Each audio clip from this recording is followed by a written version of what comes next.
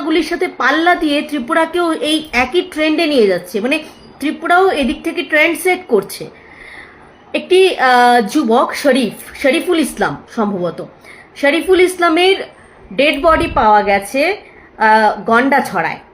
ছেলেটির বাড়ি ইন্দ্রনগর। গত রবিবার থেকে সে নিখোঁজ। তার পরিবার স্বভাবতই নিখোঁজ থানায় জানায়, মামলা হয়, তাকে খোঁজাখুঁজি করে এবং বিভিন্ন সূত্র ধরে পুলিশ তাকে উদ্ধার করে। কিভাবে? মৃত অবস্থায় উদ্ধার করে। কোথা থেকে? গন্ডাছড়ার নারায়ণপুর থেকে। নারায়ণপুরে কোথা থেকে উদ্ধার করে? নারায়ণপুরে একটি দোকান, দোকানের ছেলের নাম দিবাকর এবং সে ছেলেটি ঘটনাসূত্রে মানে কর্মসূত্রে কিংবা পড়াশোনার সূত্রে বনকুমারী এলাকায় থাকতো। সেই দিবাকরের বাবার দোকানের ডিপ ফ্রিজ থেকে উদ্ধার করা হয় শরীফুলের ডেড বডি। এই মুহূর্তে ত্রিপুরার জন্য সবচাইতে বড় খবর, আবারও বলছি, এই মুহূর্তে ত্রিপুরার জন্য সবচাইতে বড় খবর। গত রবিবারে নিখোঁজ হওয়া ছেলেটির ডেড বডি পাওয়া যায় দিবাকর নামে এক ছেলের বাবার দোকানের ফ্রিজে।